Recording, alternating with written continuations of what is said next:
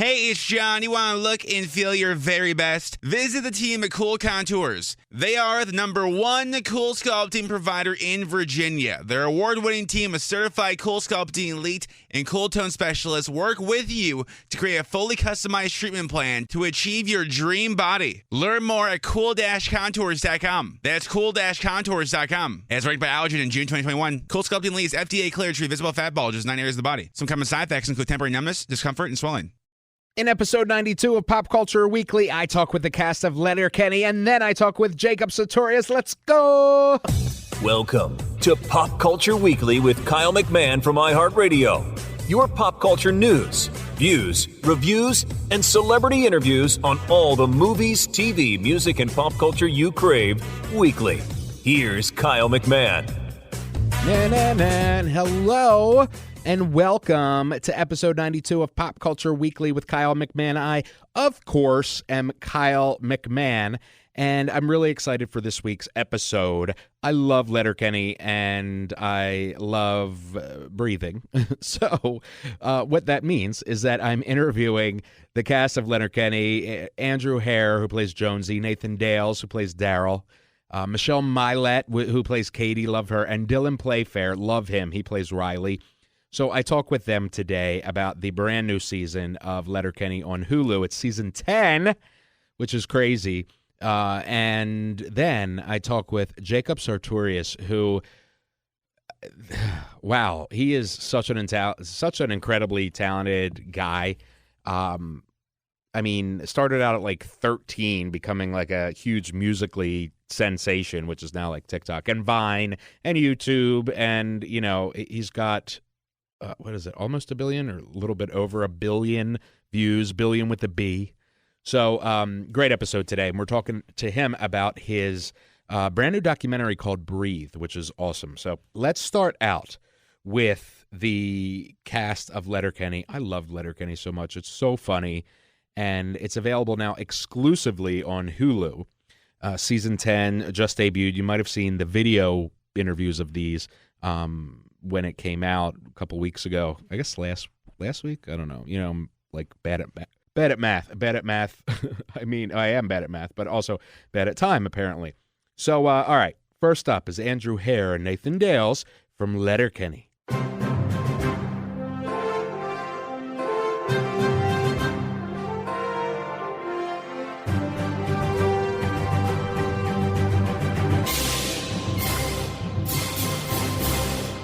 How you guys doing? Good, man. How you doing? Good, thank you. Good. Thank you so much. Thank you for speaking with me on Pop Culture Weekly with iHeartRadio. I really appreciate it. I'm excited to talk about Letterkenny. I love the freaking show, and you guys are amazing. For Jonesy and Daryl, what is it like to play these characters?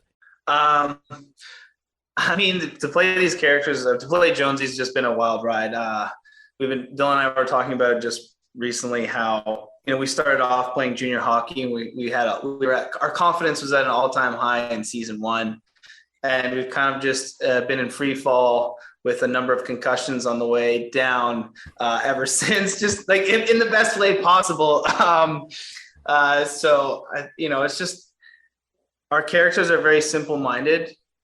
For obvious reasons, but it's fun to play within that framework. And specifically this season was a lot of fun. I found it a little refreshing that we were trying to retain our glory outside of hockey by flexing our butts to get VidVoc famous, spoiler alert. And, you know, to play opposite of Tyler and Evan and was just a ton of fun. Those guys are very talented dudes. And, yeah, it was just a refreshing season. I think everyone had a year off for not the greatest reason, but it was, I think we all came back and we're just so excited to see each other. And Jared and Jacob had more time to think through the season. And I think everything was just, we had like the refresher we needed coming into seasons 10 and 11 combined. And so, you know, it's just always a fun time. And how about for you, Nathan? Yeah, so playing Daryl is kind of hilarious. It's like I get to meld, the parts of myself that I don't usually want to show people, like being a bit of a fool and a bit of a giggly kind of shithead and stuff like that. So I get to put that into the character, and then I get to play this character now for like 7 years and 10 and 11 seasons and stuff like that. So it's been a hell of a ride, and it's so much fun because it's a little bit freeing getting to kind of slide into the more awkward version of myself as Daryl. That's the most fun. And being awkward around girls and being awkward around everybody and not really knowing anything and having my head up in the clouds. And man, I fucking love that so much. It's great. Well, it comes out, for both of you, it really, it is entertaining to watch and, brings me joy and laughter. So I appreciate it, both of you. And I got to ask, so as an American, I have friends that are in Canada, but they're more in the, in like Toronto, kind of the city sort of things. So my kind of stereotype, I guess, is that for you guys, especially in suburban and rural parts of Canada, hockey is like how we are, many of us, for football. Is that kind of how it is, Yeah. Yeah, I'll take the.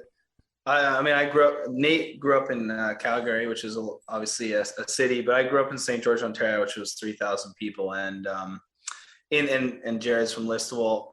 It's definitely the junior team. A small town, they rally around a junior team like they would in Texas for Friday Night Lights. It's hockey is a religion in a lot of ways in Canada. I don't know if we take it as far as Americans do with their football. I was just recently at a college game where it was University of Kentucky versus Iowa, and I was like, you're like, whoa. People love their football, but yeah, Canadians love their hockey. There's no doubt about it. And man, no, please. Oh, I was just going to say, I agree with him 100%. It's the same. It's the same sort of deal as I love the Friday Night Lights reference, buddy. It's the exact same thing. It's just like people take hockey very seriously up here, and for a lot of people, that's the only thing that matters to them. And then for a lot of people in the States, football is the only thing that matters. So yeah, definitely, it's right on point with each other for sure. And I love how both of you, and this is kind of going back to the first question. I love how both of you have said that you have parts of yourself that are coming out in these characters. That's got to be really fun. And especially when you get to meld it with, Letterkenny really does do a lot of topical, situations, like the social media and the energy drink with last season. Is that part of what makes it attractive to you as artists? Yeah. Whenever you can have a witty, I think Jared and Jacob and the whole cast do a really good job of being aware of what's going on in the world and taking that into our art and making it funny, but also I feel like every episode has a little nugget of wisdom that you can take away when they're approaching any subject. And I think one of the strongest things about Letterkenny is a very inclusive show. Mm-hmm. It doesn't matter whether your sexual preference, what your ethnicity is, or whatever your story is. There are no bullies allowed in Letterkenny, and if there is a bully, they usually get beat up. So I think they have that same approach with. Sorry, my cats, get out of here. They have that same approach with any topic they're dealing with. I feel like they kind of have an opinion on it, but they're also trying to show both sides of the coin. And then they don't try to be too judgmental or steer the audience one way or another. They kind of leave it up to the audience to decide what they want to take away from it. And I think that's a really great feature of our show. I agree. How about for you, Nathan? Yeah, I think definitely. I think just what Andrew said, I think it's nice to be able to touch on a certain pulse of like a social situation that's going on right now, with the social media, with the energy drink, whichever you're talking about. To be able to talk about things that are in popular culture in the show that then is itself a part of popular culture is kind of weird and really fun to do as artists, as actors and stuff like that, to be able to participate in that and participate in the discussion and hopefully giving, like Andrew was saying, both sides of the coin of the discussion. So it doesn't have to be one way. It doesn't have to be the other way. we can all get along. We can all have, certain opinions about things. But at the end of the day, let's hear them all and let's not be assholes to each other. Because if you're an asshole to somebody in Letterkenny, you're going to get your ass beat, right? So that's kind of the thing. So, yeah, to be a part of that is great. And what Jared and Jacob have done and the other writers and the cast and everything like that, I think have handled those things very, very well. And again, showing both sides of the story. And kind of leaving little nuggets of wisdom in there, but ultimately leaving it up for people to decide for themselves. And, just because you're on the different side of the coin from somebody doesn't mean you have to hate them. You can just enjoy their opinion on pushing your side of the coin. Yeah, you get your ass kicked in Letterkenny. It's going to be great. Yeah. Thank you both very much. I think the quote of the day is just like, I believe Gandhi said it before you, Nathan, is if you're an asshole, you're going to get your ass kicked. So I think it was Gandhi too. I think it was. Thank you guys so much. Have a great day. Yeah, you too, Kyle. Have a good one. Man, have a great day. Take care. Loved talking to those guys. Really funny guys. Great guys, too. And I love their characters on Letterkenny. It's really is. I mean, I don't want to say it's a feel-good show. It is a feel-good show, but it's hysterically funny. And, you kind of feel good after it. I don't, but when I say feel good, I don't mean like in the cheesy, like kind of way. But in any event, next up from Letterkenny, Mylett and Dylan Playfair. Okay, thank you. Well, first of all, welcome Dylan and Michelle to iHeartRadio's Pop Culture Weekly for Letterkenny Season 10. Thank you guys for joining me. Yeah, thanks for having us. So nice. Likewise. Bring us on.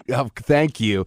So I was just talking to the boys, and I was asking them, because this is interesting for me as somebody in America, is football, or I'm sorry, is hockey like, in your opinion, like football is for America in Canada, if that makes sense? I would say very much so. Yeah, I think the comparisons are. Yeah, I would even venture. I would go so far as to say it's a lot more similar to lacrosse and like the lacrosse bro culture.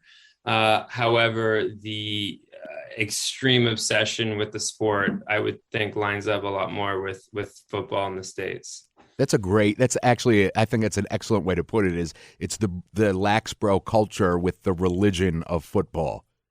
Yeah. I love that. And were either of you involved in hockey at all growing up? Funny you should ask. I know you were. Yeah. So I played junior hockey. My dad's actually an NHL coach. He's the assistant coach for the Edmonton Oilers, and my middle brother's one of the coaches for a university team out here. He played pro hockey, and my youngest brother also played semi-pro. So I come from a long line of hockey players. I grew up in a hockey rink, you could say that. Absolutely. And how about for you, Michelle? Were you surrounded as well? I mean, I think it's kind of hard not to be surrounded to an extent if you grow up in Canada. And I grew up in small town Canada. So a lot of the guys I went to school with played hockey. But my dad loves hockey, but he never played. He actually played football in the States and just university football, but still, and basketball. So that I kind of grew up more immersed in those sports, and like hockey's kind of new to me. But my current boyfriend is a huge hockey fan, Edmonton Oilers, shout out, and so I've been watching the game a lot with him, and just. I think you need to understand hockey to appreciate it fully because it's so fast. It kind of just looks like a big mess. And now that I kind of know the rules, I'm just floored with the talent and the skill. It like blows my mind, to be honest. Well, it's interesting because I'm not a huge sports fan. I mean, I played soccer and that sort of thing, but I'm not like this, nut. But I absolutely love Letterkenny. I don't think that you have to be a sports fan to love the show. It's so funny, it's so current, and it's so inclusive, which I think is so needed, especially in times like these. What is it like for you as actors to be in a show that is, it's different in so many ways. It's hysterically funny, but it's got that heart as well, which I think isn't necessarily in a lot of shows today. Yeah, I mean, you hit the nail on the head with the term inclusive. I think for as much banter and fighting and chirping as there is in the show, there's not really any bullies. Everyone is a part of the same community, and there's a ton of love there, and there's a ton of it. There's radical inclusion, and anytime there's someone in the show who's not abiding by those rules, that's generally a cause for the conflict that you see in the show. If there's ever anyone in trouble, the cast is there to support them and to get them out of that tough situation. I mean, you see it a lot with Katie's character. We're always there to back her up in any way, shape, or form. And that's something that I think is really special about Letterkenny, is how much love and inclusion there is. And I think there's room for every person in that show. And credit to Jared and Jacob for writing it that way. Mm-hmm. And how about for you, Michelle? Especially being kind of on the other end of it sometimes.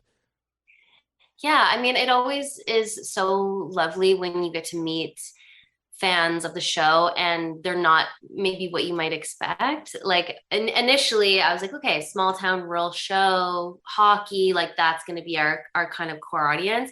But it's just been so delightfully surprising to see all of these people.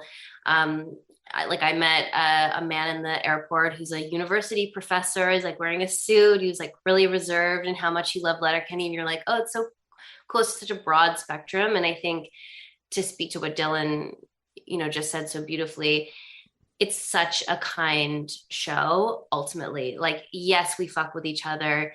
Yes, like everyone kind of gets their fair share of getting ripped apart from time to time. But the most important thing is you don't kick somebody when they're down, and bullying isn't tolerated. So if it's getting to a point where somebody's really suffering or in real trouble, everybody comes together to make sure that that person's supported. And I think everyone wishes that our world was a little bit more like that. So it's nice to watch it. It's funny that you said that at the end, because that's very much how as I was thinking about it, is like, wouldn't we all want to live in a community like that? You know what I mean? Where we can mess with each other and even get into arguments internally. You're not allowed to say anything bad about her. You know what I mean? I'm gonna stick up for her ultimately, and not let anybody really hurt the ones that we love. So kudos on being such a huge part of a great show like that. And finally, for you guys, it's so topical, which I think is also one of the things that makes it so great, with the social media episode and the energy drink episode. Is that fun for you as artists to be a part of a show that does that sort of thing, that is so timely but yet also not I'm totally drawing a blank. It's not expired. You know what I'm saying? I could watch it 5 years later. It's not too on the nose. Exactly. But it takes, Yeah, I mean, I'll give you some context for the VidVoc episode where Andrew and I's characters, Riley and Jonesy, are flexing our butt cheeks to various songs. I mean, and they look great. Dylan. I haven't said that to you, but congratulations. Yeah, no, thank you very much. I know Hersey, he called me after, so we got a text from Jared asking if we could flex individual butt cheeks. That was it. That was the only context we got, and we just thought, oh boy, what does this season have in store for us? So, being friends with the creators of the show and being friends with the cast offset sort of allows for this back channel dialogue before the season starts, as far as like what we'll be doing and the sort of stuff we should be prepared for. And I can definitely say that this is the first show that I've been asked to prepare to hike my shorts up my butt cheeks and flex one bum cheek at a time. And it's poking a little bit of fun of that social media culture where you see some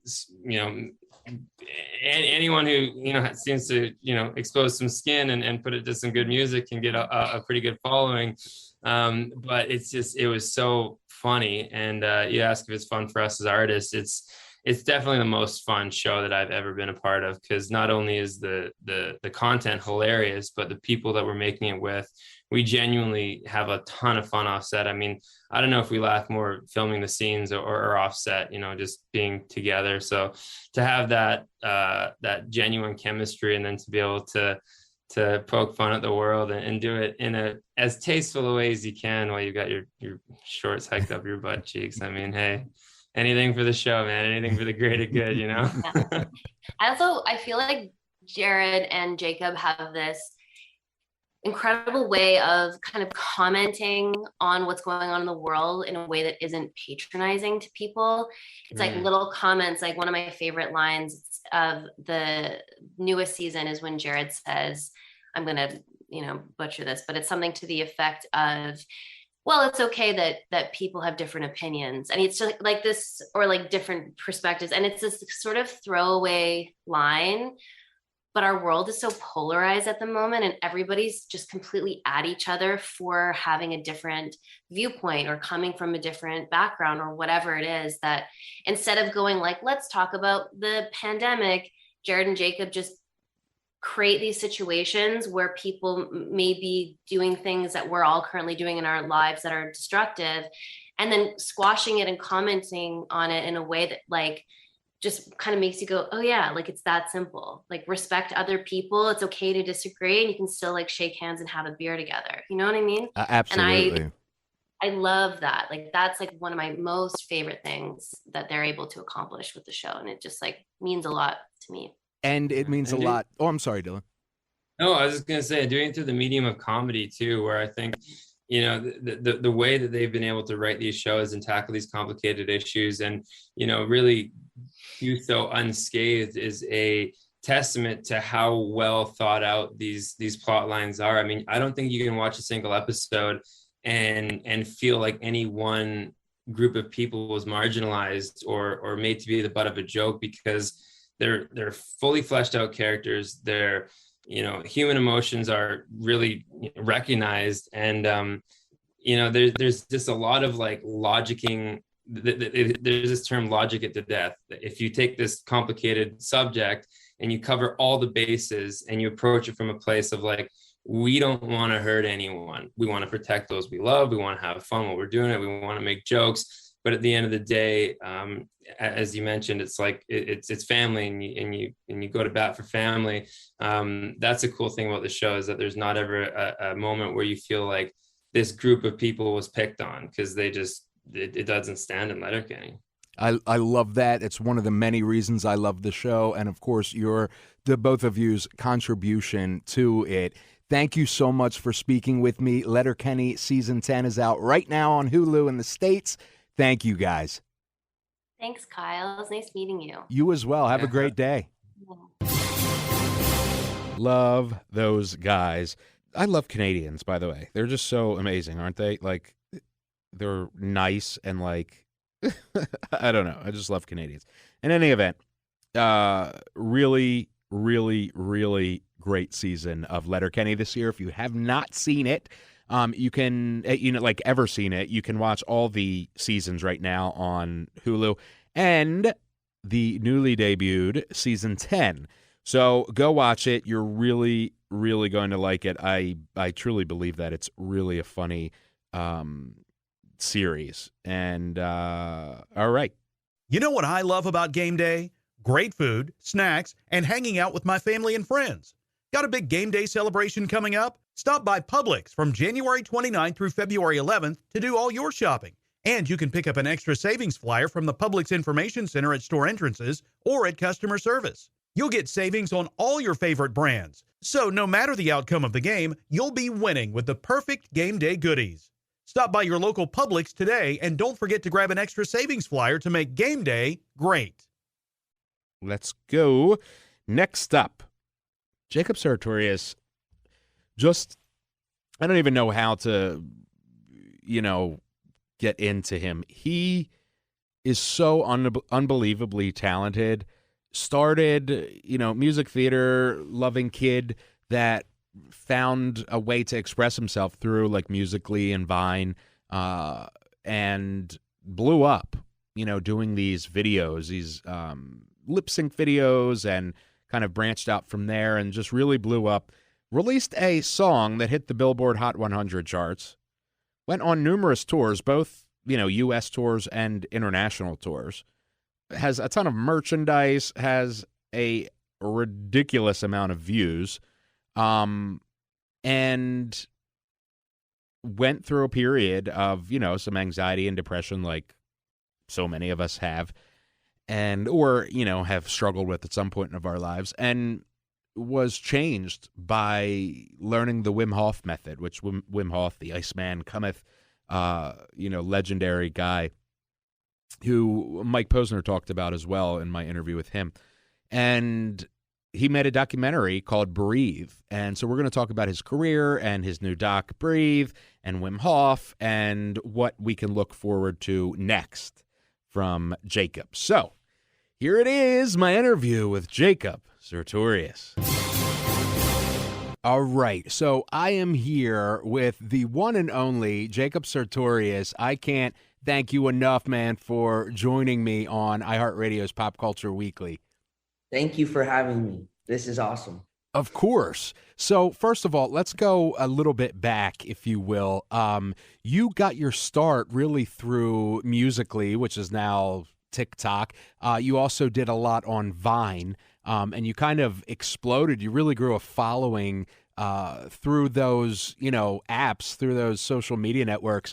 Did you ever think when you were making those videos, lip syncing and stuff, that this would turn into a career? Yeah, so that's definitely when people first tuned in for sure. But I grew up in musical theater from around age 7 onward, and I was always a theater kid. So I loved singing and acting, and that was one of the ways to relate to people that, happened to be the way that gained the most exposure. But I didn't think it would happen that way. And it was a blessing. And I started pretty much releasing music around that same time. I dropped Sweatshirt at 13, and that kind of was a big help to everything as well. And just been having fun since. Yeah, and Sweatshirt hit the Hot 100 on Billboard, which must have been crazy for you. Yeah, independently putting out a single and then doing something like that is not something you expect, but was a blessing, and I'm thankful, man. Yeah, it's I'm happy for you that all this has happened. When you were doing those Musical.ly videos, Vine videos, you kind of said you were just trying to, bridge your love of theater and music and performing into cool things that you could put online. What did you ever think, as you were making these and as this started growing, did you ever realize the impact, the amount of people that it was hitting? I did realize after a little while of doing it. I think it took a while, but I think it was after I realized people were sending me messages like, hey, I want you to know, I look forward to your videos. I look forward to your live streams. I look forward to your music. I look forward to anything that you do because I relate to you. And I feel like we have a real connection. And that was something that I had never processed like that before. And I realized that I think this is all coming from a big need to want to relate. And, from my past and from times where I've felt hurt, I feel like I'm able to use that and almost as empathy and relate to others who are going through similar experiences at home. And the power of social media is fantastic that we're able to be anywhere and relate. And this is a really special experience and time. So in the industry as well, just with social media, it's super cool. Absolutely. You can, I was in Key West last week for my cousin's wedding, and I was doing my on-air segments and the social media segments literally from the Gulf. You know what I mean? I'm at where the Atlantic Ocean and the Gulf meet, and I'm on the beach and recording my social media things. And I texted back here, and I was like, I could do this from here all the time. I don't need to be, you know what I mean? It's pretty incredible. You could do it from anywhere. The power's in the iPhone or whatever technology you're using. Absolutely. So, you really started to hone this craft, this one side of you. Obviously you're, multi-talented and you release Sweatshirt and have been doing musical projects. And then recently, just a week or so ago, you released a documentary called Breathe, which is absolutely incredible. And I'm so happy that you are talking about it, because this needs to be talked about more. I've suffered anxiety, my entire life. And the more people that speak openly and honestly about it, I think the more it becomes destigmatized. Why was it important for you to open up like that? It makes, make yourself vulnerable. Like you said, I had been through some experiences personally that had ended up with me on prescription medication for years that I didn't really need to be taking. And I do want to say, in some cases like my own, there's times where it's just very general medication, and there's other healers that are out there as options, and you don't have to go straight to that. But whereas in the space, there's also great new medicine that helps in cases where it's very needed, and it's a blessing to the space. But in my personal case, what brought me to this and how I found this was actually through one of my therapists. I was talking to him, and I was kind of stuck in a drought, like I said, on prescription medication. I didn't really see another path outside of that. I thought, okay, I'm going to have to do therapy my whole life, because that's that. And I didn't see a resolve. I didn't see anything out there that was in my control. It was more like, I'm going to these resources, but I'm never able to really grasp anything or go past thinking into feeling. And one of my therapists was kind enough to let me know, hey man, I think you'd really benefit from this Wim Hof breathing. And shout out to Dr. Saylor, coolest guy on earth.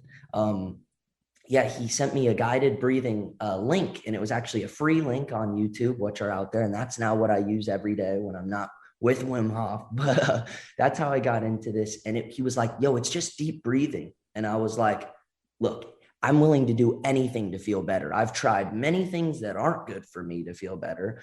If you want me to take some deep breaths, which is a free thing to do, breathing's free, it's just something we do. We often take shallow breaths, but when you're conscious of it, immediately you start oxygenating the body and the brain. So I was fascinated. I was like, yes, of course I'll try this. I clicked onto it immediately, put my headphones in, and I started breathing. And it was deep breaths. It was... And immediately I was starting to feel my nerves slowly go down. I'm one of the guys, my hands are sweating. I'm constantly having panic attacks.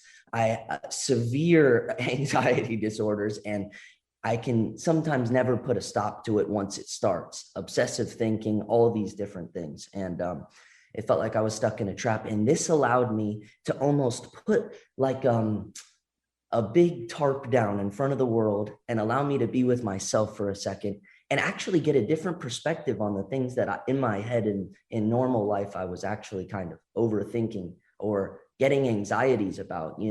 Oftentimes we're overthinking the past or worrying about the future. But if we're able to hone into that present moment, which is so hard to do, and it's not even something you're able to do every time when the breathing happens. But I was blessed that my first experience with the breathing was so powerful that I stuck to it. I started doing it every single day.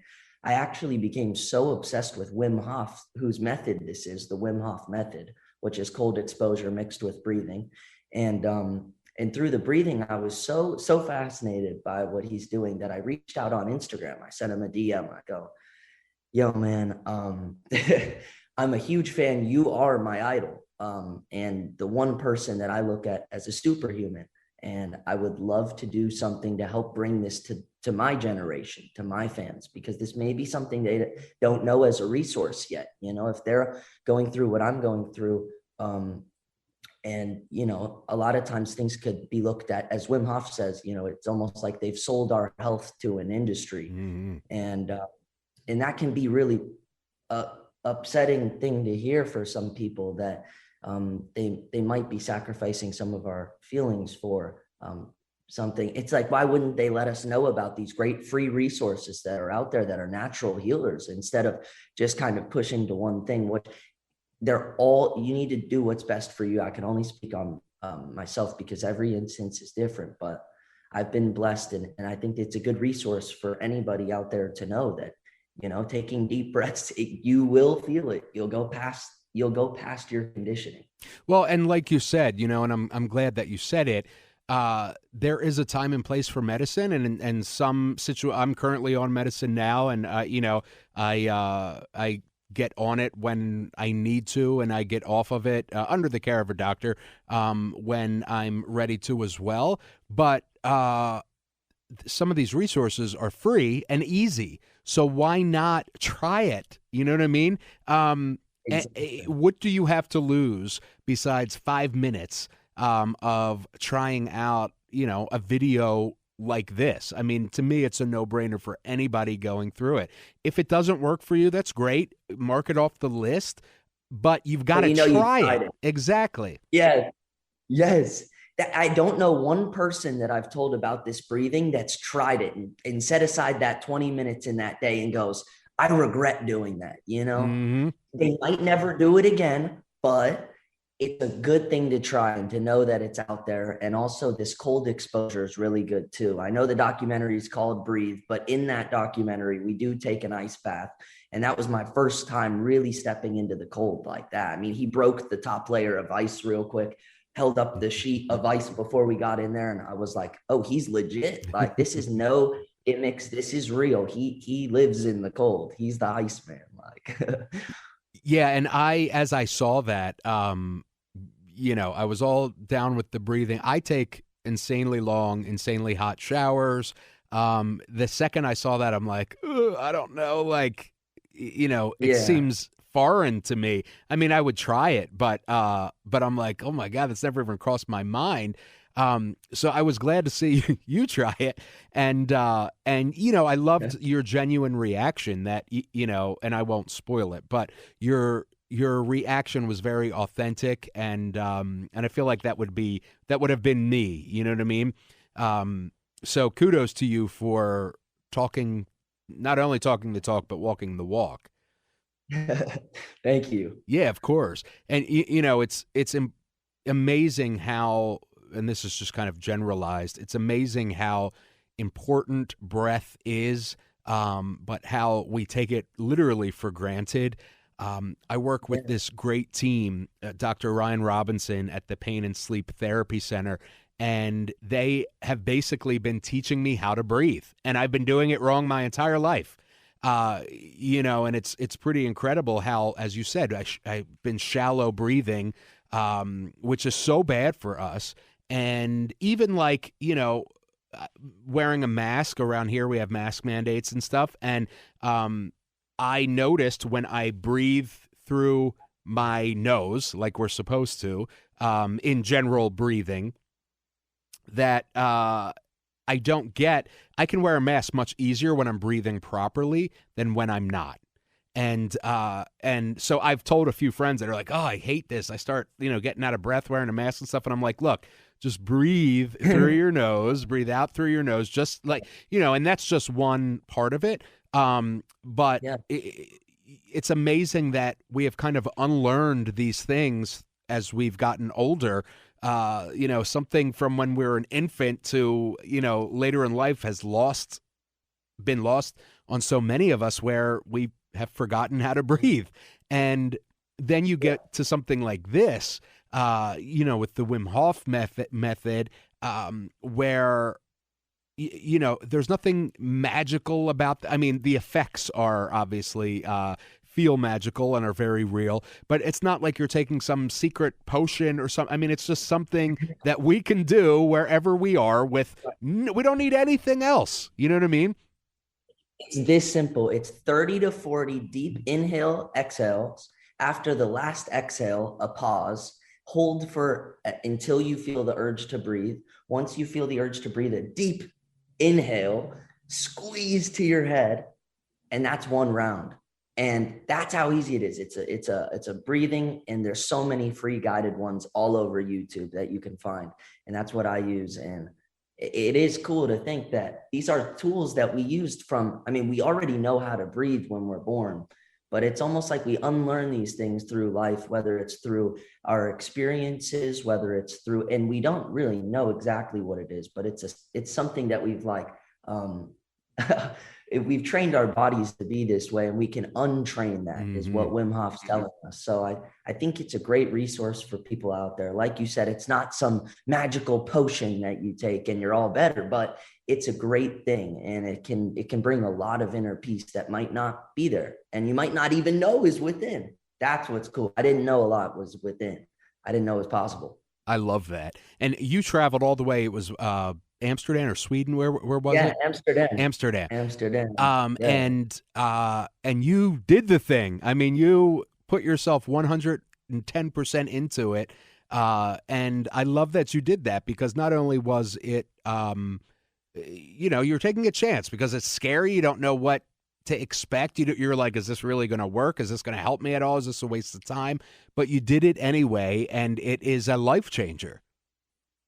Yeah, it really was. And I'm blessed to have had that experience. And I'm very thankful to Wim and his team for letting us come there and film that experience and bring it to, this younger generation. And it's been a blessing. And it's seeing people's messages. I didn't know this was out there as a technique. Thank you.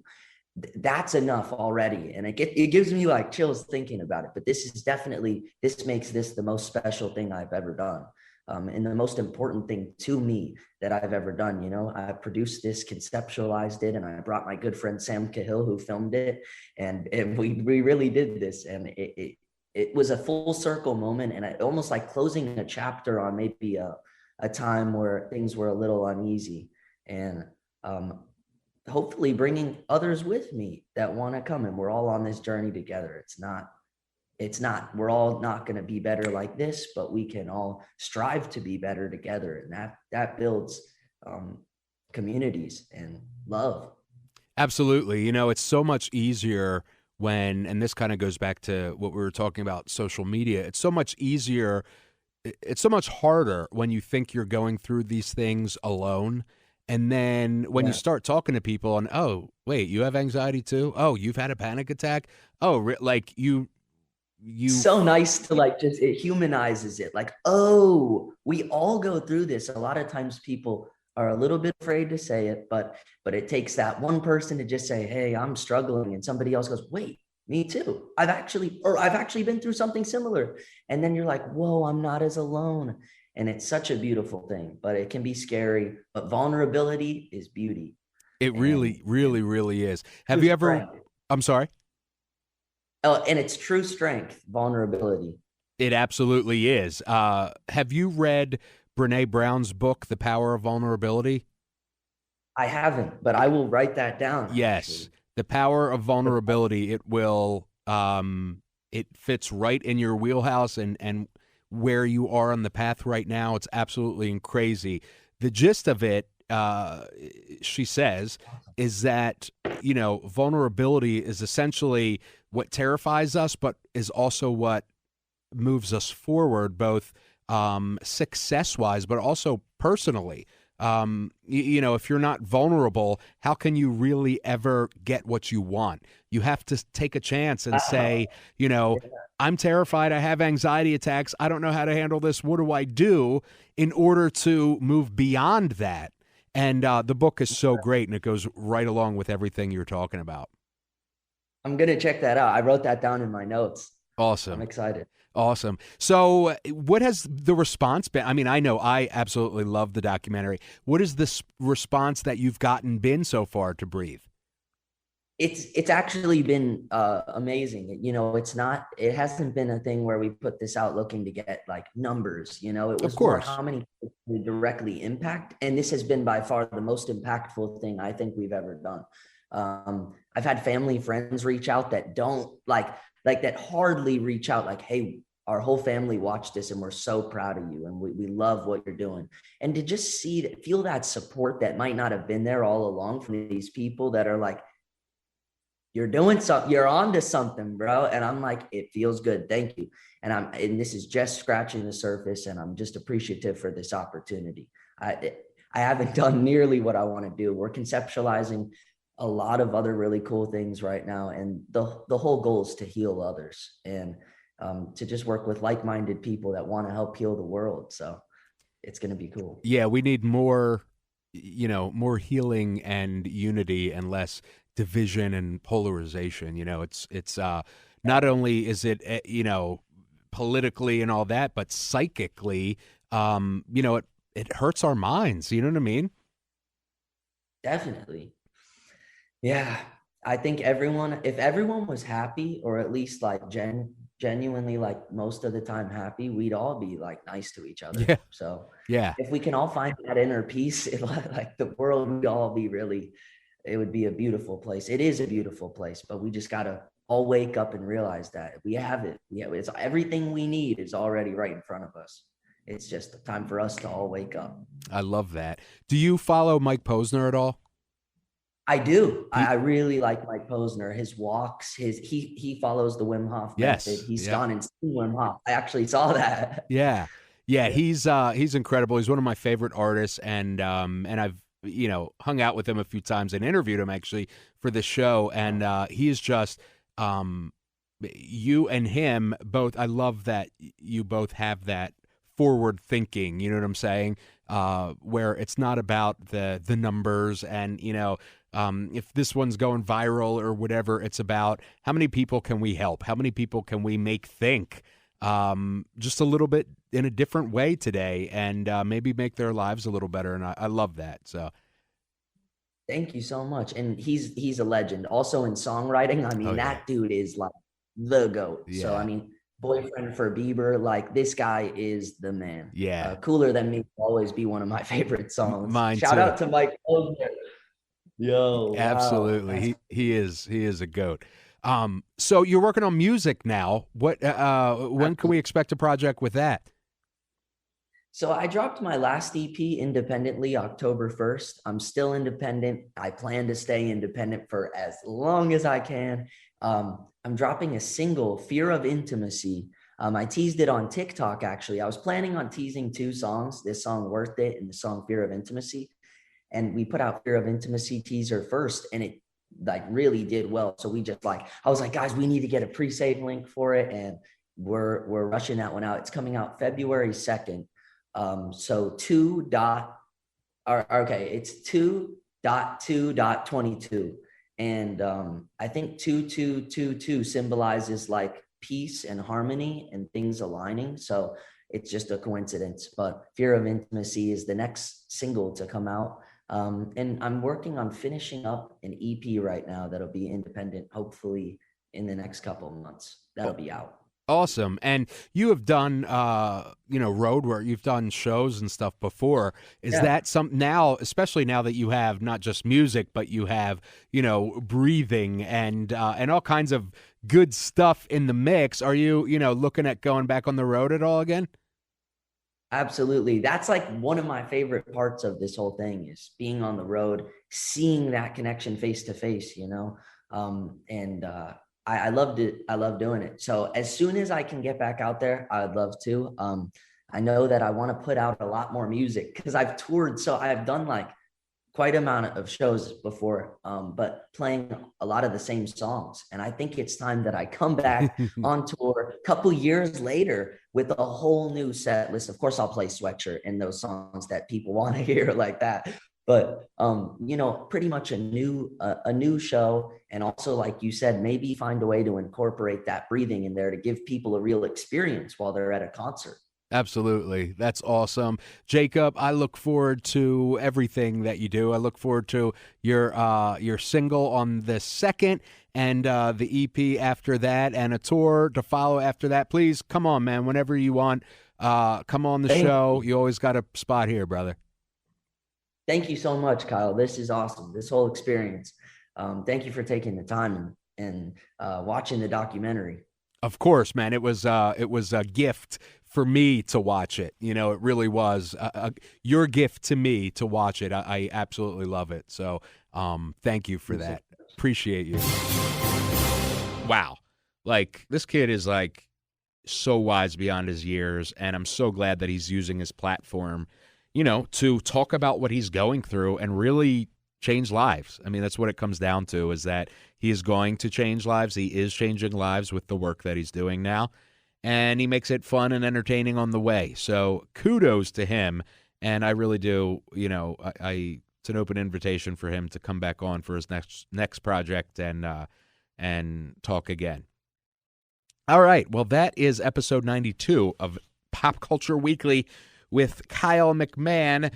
I am looking forward to seeing you next week. If you enjoyed the show, please, if you haven't yet, go and review it on Apple Podcasts. It really, really, really helps. I'm telling you, it helps grow the show, puts it out there more, and we can continue to bring you, great guests and videos and articles and all that stuff. And it keeps my job here at the iHeart, So in any event, I'll see you next week. I love you. We out. Thank you for listening to Pop Culture Weekly. Hear all the latest at popcultureweekly.com. Oh, Canada, oh, Canada.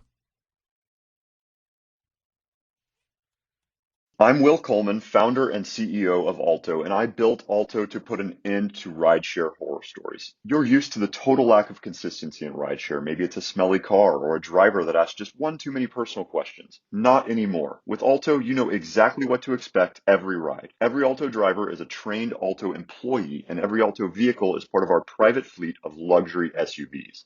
Say goodbye to rideshare horror stories. Download the Alto app today and use code FOUNDER for $10 off your first ride. You know what I love about game day? Great food, snacks, and hanging out with my family and friends. Got a big game day celebration coming up? Stop by Publix from January 29th through February 11th to do all your shopping. And you can pick up an extra savings flyer from the Publix Information Center at store entrances or at customer service. You'll get savings on all your favorite brands. So no matter the outcome of the game, you'll be winning with the perfect game day goodies. Stop by your local Publix today and don't forget to grab an extra savings flyer to make game day great.